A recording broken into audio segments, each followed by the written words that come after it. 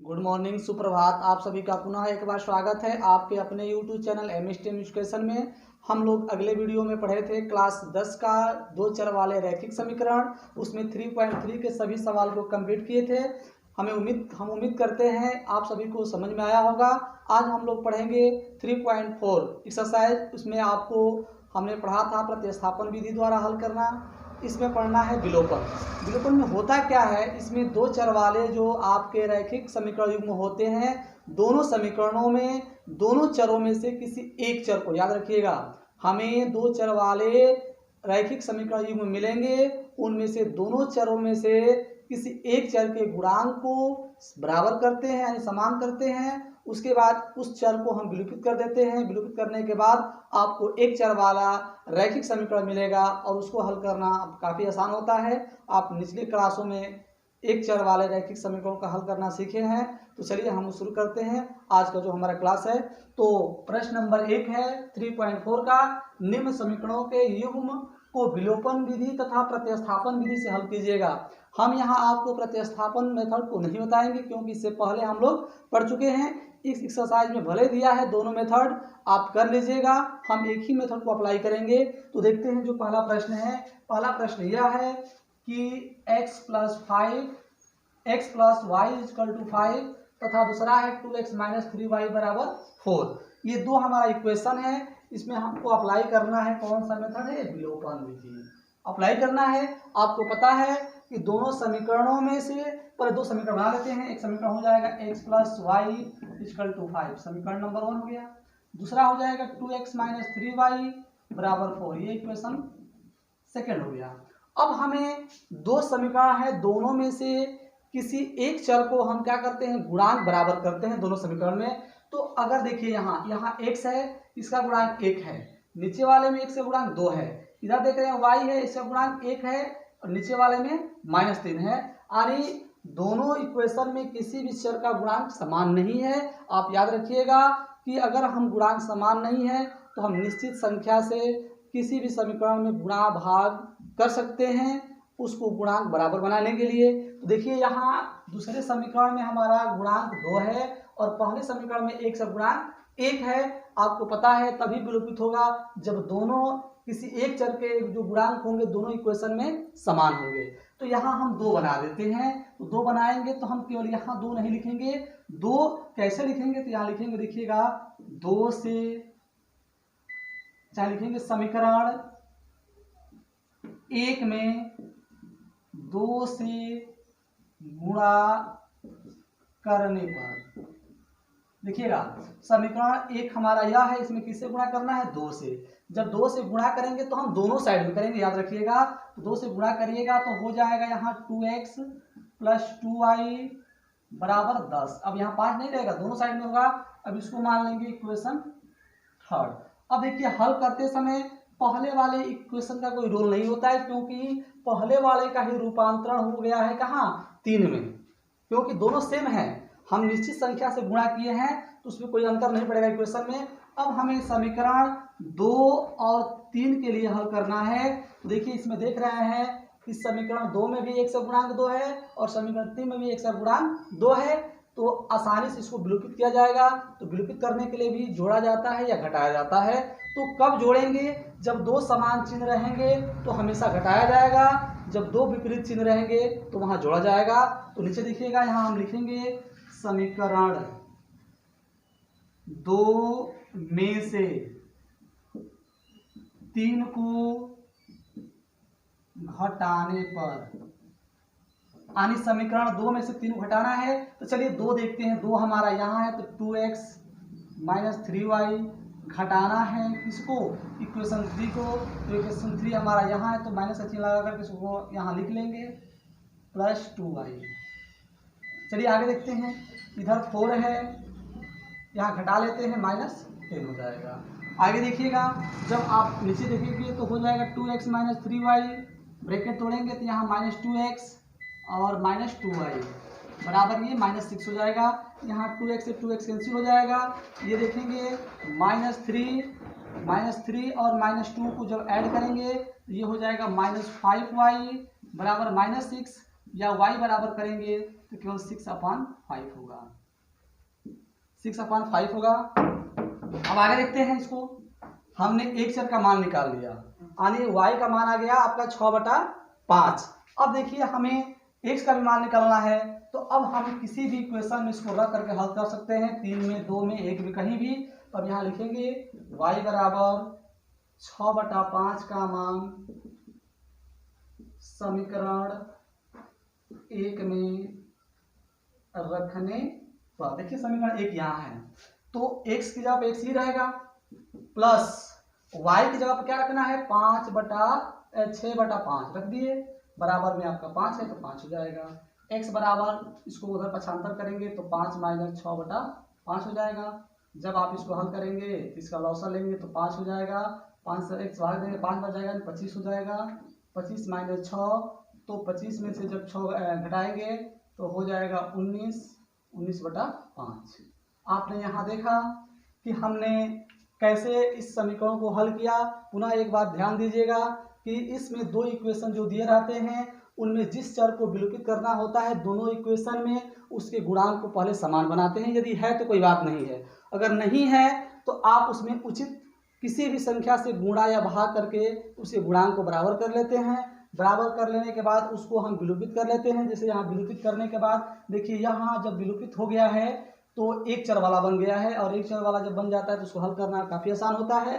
तो इस तरह से हमने x और y का मान निकालना। इसमें चूंकि प्रतिस्थापन और विलोपन दोनों विधि का उपयोग करना था, हमने अगले एक्सरसाइज में इसको पढ़ चुके हैं, तो यहाँ उस पर सवाल हल करने की कोई ज़रूरत नहीं है।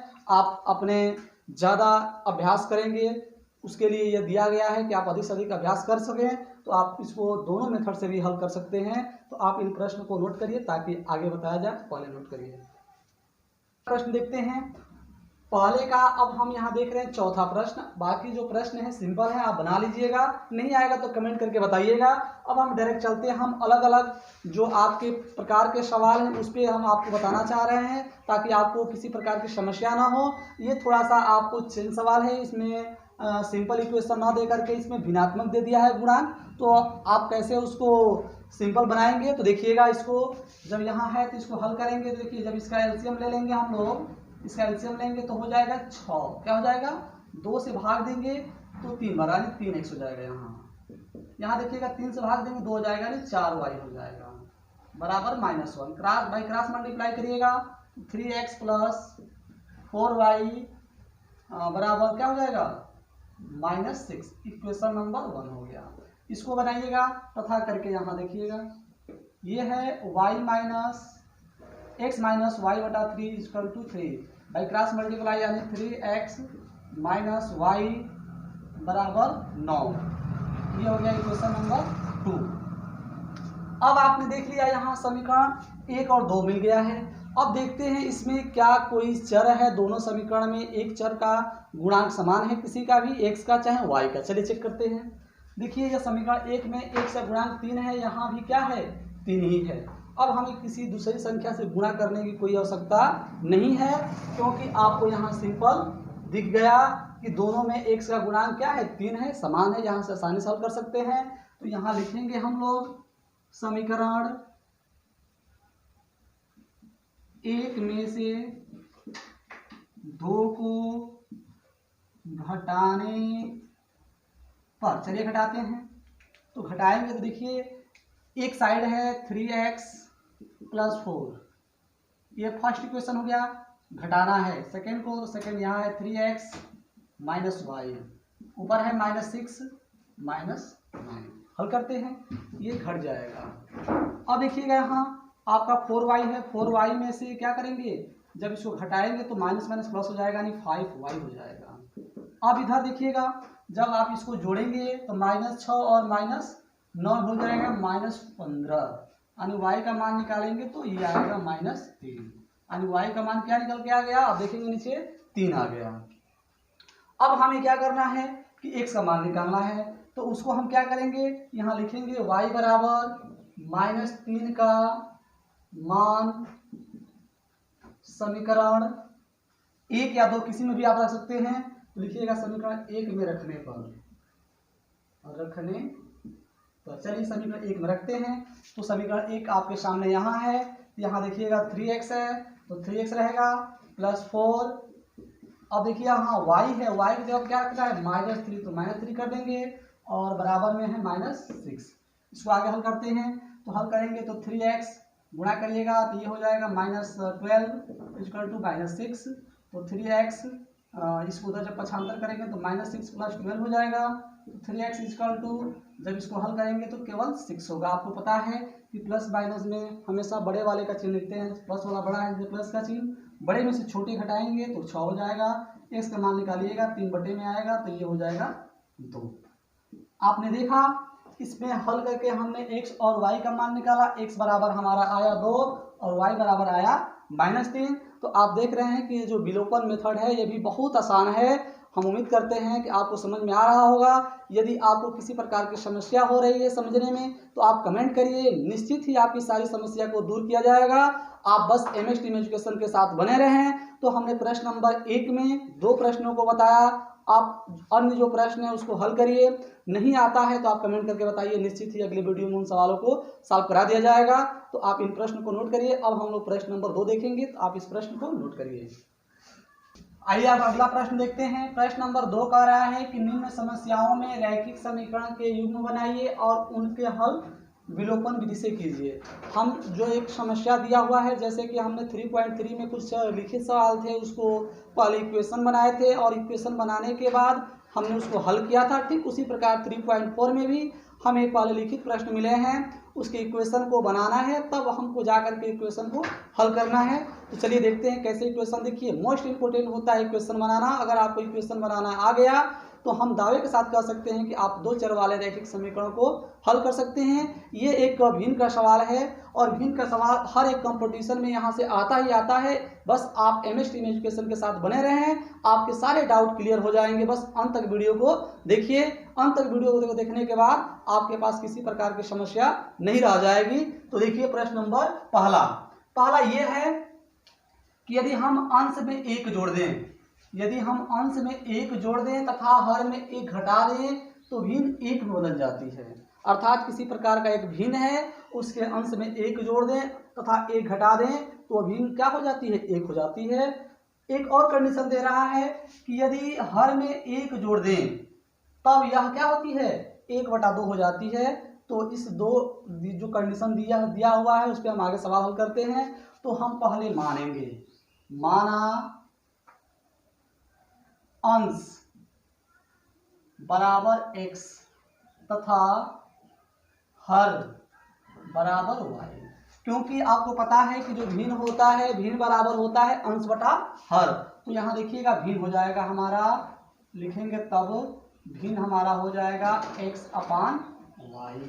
इसी भिन्न को ज्ञात करना है। तो कैसे ज्ञात करना है, तो लिखेंगे यहाँ प्रथम शर्तानुसार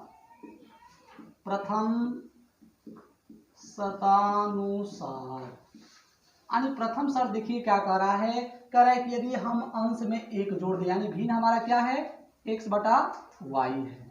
ध्यान दीजिएगा, कह रहा है कि 1 जोड़ दे, कहाँ, अंश में जोड़ दिया हमने। फिर कह रहा है तथा हर में से 1 घटा दे, इसका हर ही है, 1 घटा दिया, 1 यहाँ जोड़ दिया और 1 यहाँ घटा दिए। तो कह रहा है कि ये भिन्न 1 में बदल जाती है, यानी यह भिन्न का जो मान होता है वो 1 के बराबर होता है। अब इसको हम हल कर लेते हैं, बाई क्रॉस मल्टीप्लाई करेंगे तो x + 1 हो जाएगा, इसका बाई क्रॉस करेंगे तो हो जाएगा y - 1। अब देखिएगा यहाँ इसको हम लिख सकते हैं x - y बराबर -2। क्यों, ये y को उधर पक्षांतर किया, 1 उधर किया, ये हमारा बन जाएगा इक्वेशन नंबर 1 बन गया। अब हम यहाँ लिखेंगे द्वितीय शर्तानुसार,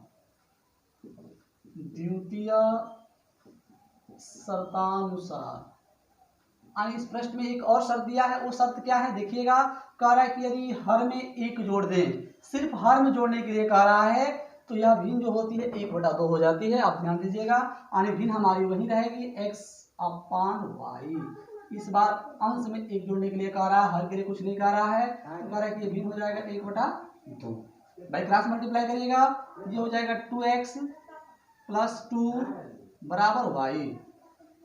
2x - y = -2 हो जाएगा। ये हो गया समीकरण नंबर 2। अब इसमें देखते हैं समीकरण 1 और 2 में देखते हैं क्या किसी भी चर, दोनों समीकरणों में किसी चर का गुणांक बराबर है, समान है। तो देखिए x का तो नहीं है लेकिन y का है, किसी का भी रहेगा तो हम वहां से खत्म कर लेंगे।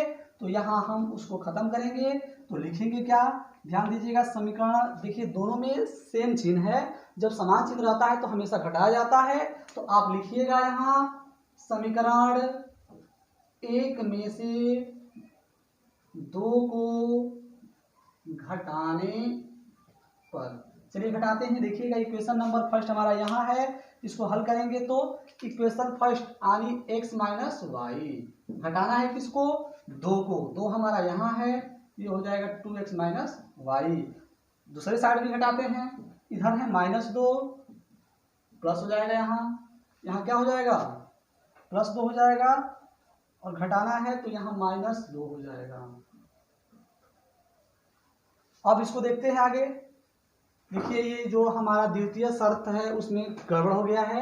यहाँ लिखा है कि यदि हर में 1 जोड़ दें तब 1/2 हो जाएगा, यहाँ ये एक अंश में जोड़ दिया गया है।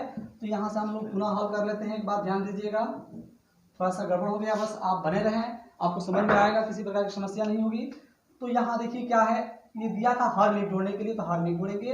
अब आगे हल करेंगे तो बाई क्रॉस मल्टीप्लाई करिए तो हो जाएगा 2x, और इसका करेंगे तो हो जाएगा आपका क्या होगा, y और +1। इसको जब पक्षांतर करेंगे तो 2x माइनस वाई बराबर +1 तो ही है, ये हो जाएगा हमारा समीकरण नंबर 2। अब इसको हल करते हैं। अब देखिएगा इसमें y वाला जो है दोनों इक्वेशन में उसके गुणांक एक समान है। तो आप यहाँ लिखिएगा समीकरण 1 में से 2 को घटाने पर, चलिए घटाते हैं। तो समीकरण 1 आपका यहाँ है x माइनस वाई, घटाना क्या है 2 को, 2 हमारा यहाँ है 2x माइनस वाई, इधर है आपका -2, घटाना क्या है 1। चलिए हल करते हैं। तो ये y से y कैंसिल हो जाएगा। अब देखिए यहाँ x है, x में से 2x घटाएंगे तो -x होगा, और इधर देखिए -2 और -1 मिलकर -3 हो जाएगा, यानी x बराबर आएगा आपका फाइनली 3, यानी x का मान 3 आ गया हमारा। अब इसके मान को हम किसी भी इक्वेशन में रख करके y का मान निकालेंगे। तो यहाँ हम लोग पुनः लिखेंगे x बराबर 3 का मान समीकरण 1 में रखने पर, चलिए रखते हैं। समीकरण 1 यहाँ है तो x बराबर क्या रखना है, 3 रख दीजिएगा, माइनस वाई, और उसके बराबर में क्या दिया है, -2 दिया है। अब इसको हल करेंगे तो -y बराबर हल करेंगे, ये उधर जाएगा तो -2 पहले से है, -3 हो जाएगा। -y बराबर हल करिएगा कितना हो जाएगा आपका, -5, माइनस कैंसिल हो जाएगा, यानी y बराबर 5 आ गया। तो हमने माना है भिन्न बराबर x/y, और x/y में x का भी मान निकाल लिया हम लोग, और y का भी मान निकाल लिया है। अब देखिए लिखेंगे अतः अभीष्ट भिन्न बराबर x/y, x माने हो जाएगा हमारा 3 और y मतलब हो गया 5। इस तरह से हम लोग प्रश्न नंबर दूसरे के पहले प्रश्न को हल कर लिए। आप इसको नोट करिए तो हम लोग आगे प्रश्न बढ़ते हैं। नोट कर लिए पहले। दूसरे का दूसरा प्रश्न कह रहा है कि 5 वर्ष पहले नूरी की आयु सोनू की आयु से 3 गुनी थी। 10 वर्ष पश्चात नूरी की आयु सोनू की आयु की 2 गुनी हो जाएगी। तो कह रहा है नूरी तथा सोनू की वर्तमान आयु ज्ञात करिए। आप देखिए याद रखिएगा, परीक्षा में हमेशा एज से प्रश्न बने हैं, तो ये प्रश्न काफ़ी इंपॉर्टेंट है, बस ध्यान से देखिएगा। याद रखिएगा कि हमेशा कोई भी सवाल प्रेजेंट में हल किया जाता है। याद रखिए कि अगर आपके प्रश्न में कहीं भी पहले या पूर्व आ जाए, पहले या पूर्व, तो वर्तमान उम्र में से उतना घटाया जाता है। जैसे मान लीजिए कि आज हम 20 वर्ष के हैं तो 2 वर्ष पहले क्या रहे होंगे, 2 वर्ष कम रहे होंगे, यानी 18 वर्ष के रहे होंगे। तो हमने कैसे जाना, वो 20 में से 2 कम कर दिया। तो पहले या पूर्व के लिए जितना वर्ष कहेगा उतना हम घटाते हैं, और बाद और पश्चात के लिए हमेशा वर्तमान आयु में उतना जोड़ा जाता है। यही कंसेप्ट आपको सवाल हल कराएगा। तो पुनः ध्यान दीजिएगा कि जब भी आपसे पहले या पूर्व पूछे, जितने वर्ष पूछे उतना वर्तमान में से आप घटा दीजिए। बाद और पश्चात के लिए हमेशा वर्तमान में उतने वर्ष जोड़ा जाता है। अब देखिए इसी कंसेप्ट में हम इस सवाल को हल करते हैं। तो 2 हैं, नूरी है और सोनू है, दोनों की आयु को हम अलग अलग मान लेते हैं। तो लिखेंगे यहाँ माना नूरी की आयु बराबर x तथा सोनू की आयु बराबर y। ये वर्तमान आयु माने हैं, हम ध्यान दीजिएगा, लिखे नहीं भले, लेकिन दोनों की वर्तमान आयु है। अब देखते हैं सवाल पढ़ेंगे। 5 वर्ष पहले आपको बता दिया गया था कि 5 वर्ष पहले के लिए हमेशा वर्तमान में से घटाते हैं। तो 5 वर्ष पहले, ये पहले की बात है, यानी सोनू और जो नूरी है उसके आयु में क्या अंतर है, क्या रिलेशन है, ये 5 वर्ष पहले। तो हम पहले 5 वर्ष पहले इन दोनों की आयु निकाल लेते हैं। यहाँ लिखेंगे 5 वर्ष पहले नूरी की आयु बराबर, देखिए पहले है, वर्तमान में कितना है x, पहले के लिए जितना पहले पूछेगा उतना हम घटाएंगे, यानी x माइनस 5 हो जाएगा।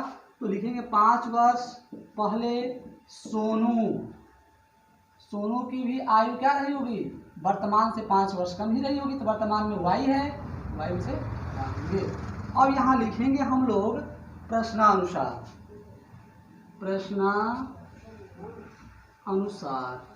देखिए प्रश्न में क्या कह रहा है, तो कह रहा है कि 5 वर्ष पहले दोनों को निकाल लिए, उसमें क्या संबंध है, तो कह रहा है कि 5 वर्ष पहले नूरी की आयु, देखिए नूरी की जो आयु है वो क्या है 5 वर्ष पहले, x माइनस 5 है, x माइनस 5 लिख लीजिएगा। कह रहा है कि नूरी की आयु सोनू की आयु की 3 गुनी है, तो नूरी की है ना, तो सोनू की आयु की है, तो सोनू की y क्या है, आयु y माइनस 5 है, और इसकी 3 गुनी है, 3 गुनी माने 3 से गुणा होता है, तो 3 से गुणा कर देंगे। अब इसको हल करिएगा, तो x माइनस 5 इक्वल टू गुणा करिएगा तो 3y माइनस 15, इसको हल करेंगे तो x माइनस 3y बराबर माइनस 10। माइनस 10 कैसे हुआ, इस 5 को उधर पक्षांतर करेंगे, प्लस में हो जाएगा, प्लस 5 कम कर देगा तो ये बन जाएगा, ये हो जाएगा हमारा समीकरण नंबर 1। अभी हम सवाल को हल नहीं किए, तो समीकरण बनाया, हमको रैखिक समीकरण बनाना है। अब नीचे देखिएगा, और दूसरा जो कंडीशन है 10 वर्ष पश्चात, यानी 10 वर्ष पश्चात के लिए वर्तमान में 10 वर्ष हम जोड़ेंगे, तो यहाँ देखिएगा, लिखेंगे 10 वर्ष पश्चात क्या है, नूरी की आयु, तो 10 वर्ष पश्चात नूरी की आयु क्या हो जाएगी, वर्तमान में है x, पश्चात में 10 वर्ष पश्चात में 10 वर्ष वो बड़ी हो जाएगी, 10 जोड़ देंगे। ठीक उसी प्रकार लिखेंगे 10 वर्ष पश्चात सोनू की आयु भी क्या हो जाएगी, 10 वर्ष बढ़ जाएगी वर्तमान में। अब इसको लिखेंगे यहाँ द्वितीय शर्तानुसार। देखिए द्वितीय शर्तानुसार जब लिखेंगे तो क्या लिखेंगे, द्वितीय शर्तानुसार कह रहा है कि 10 वर्ष पश्चात नूरी की आयु क्या है, 10 वर्ष पश्चात x प्लस 10 है। कह रहा है कि क्या हो जाएगा, सोनू की आयु के 2 गुनी हो जाएगा, सोनू की आयु क्या है, y प्लस 10 है, तो 2 गुनी माने 2 से गुणा हो जाएगा। इसको हल करिएगा, ये x प्लस 10 बराबर गुणा करेंगे तो हो जाएगा 2y प्लस 20, इसको हल करेंगे तो x माइनस 2y बराबर 10, ये जाएगा उधर तो घट जाएगा, ये हो जाएगा समीकरण नंबर 2। अभी तक हमने इसको रैखिक समीकरण के युग्म के रूप बनाया, लेकिन इसको हल करना है किस विधि से, इसको विलोपन विधि से हल करना है। तो चलिए हल करते हैं। विलोपन विधि में हल करने के लिए आप जान गए हैं कि दोनों समीकरण में किसी एक चर के गुणांक को बराबर करते हैं। तो क्या देखते हैं, दोनों समीकरण में किसी एक चर का गुणांक बराबर है कि नहीं। तो देखिए यहाँ 1 है और यहाँ भी x का 1 ही है, यानी बराबर है। तो बस यहाँ लिखिएगा समीकरण 1 में से 2 को घटाने पर, तो समीकरण 1 यहाँ है तो घटाते हैं, देखिएगा घटाएंगे तो हमें मिलेगा, यहाँ लिखेंगे x माइनस 3y, घटाना है 2 को, 2 क्या है x माइनस 2y है, इधर क्या है देखिएगा माइनस 10 है और घटाना भी क्या है माइनस 10 ही है। जब घटाएंगे तो x कैंसिल हो जाएगा, ध्यान दीजिएगा यहाँ है कितना, यहाँ है आपका 3y, उसमें जब माइनस से गुणा करेंगे तो ये प्लस हो जाएगा, प्लस जोड़ेंगे तो सिर्फ माइनस y रह जाएगा, अर्थात हो जाएगा माइनस 20। माइनस माइनस को हल करेंगे तो y बराबर आ जाएगा 20। देखिए यहाँ y बराबर आ गया 20। अब हम लिखेंगे नीचे, देखिएगा लिखेंगे y बराबर, देखिए यहाँ लिखेंगे y बराबर, मान जब रखेंगे तो यहाँ 20 है, ये 20 आया था, यहाँ 20 लिखेंगे। y बराबर 20 का मान समीकरण 1 में रखने पर चलिए रखते हैं। देखिएगा तो समीकरण 1 हमारा यहाँ है, तो यहाँ x माने x ही रहेगा, बराबर -3 रहेगा, यहाँ गुणे y की जगह पर हम 20 रखेंगे, बराबर -10। हल करिएगा, x बराबर गुणा करेंगे तो ये -60 हो जाएगा, बराबर -10 हो गया। तो x बराबर ये जाएगा 60 उधर तो प्लस हो जाएगा, और प्लस जुड़ेगा -10 में तो क्या हो जाएगा 50 हो जाएगा प्लस में। और यहाँ हमने निकाला x का मान और y का मान। तो x और y क्या माना गया है, तो माना गया है नूरी की आयु। चूंकि हमने लिखा नहीं था लेकिन ये वर्तमान आयु है तो हम लिख सकते हैं, बस यही जान लीजिएगा, इसको आप लिख लीजिएगा कि अतः नूरी और सोनू की वर्तमान आयु क्रमशः क्या होगी, नूरी की हो जाएगी 50 और सोनू की हो जाएगी y। हमने निकाल दिया। बस आप इक्वेशन को एक एक पॉइंट को ध्यान से समझिएगा, आपको सारा सवाल समझ में आएगा। आज की वीडियो में बस इतना ही, जो शेष प्रश्न है आपको अगले वीडियो में बता दिए जाएंगे। अगर आपको यह वीडियो अच्छी लगे तो लाइक जरूर करिए, अगर अच्छी ना लगे तो आप डिसलाइक कर दीजिए, हमें कोई दिक्कत नहीं है, लेकिन अच्छी लगे तो लाइक जरूर करिए ताकि हमें पता चले कि आपको पसंद आ रहा है कि नहीं आ रहा है। तो आप लाइक और डिसलाइक दोनों में से किसी एक बटन को जरूर दबाइए। अगर आपको अच्छा लगे तो लाइक करके कमेंट करिए, और जो आपके प्रश्न जो नहीं आ रहे हैं समझ में, आप कमेंट करके बताइए कि नहीं ये सवाल समझ में नहीं आया, आपको अगले वीडियो में बताया जाएगा। अगर आपको किसी प्रकार का सुझाव है तो कमेंट बॉक्स में आप अपना सुझाव भी दे सकते हैं। हम लोग मिलेंगे अगले वीडियो में, तब तक के लिए धन्यवाद।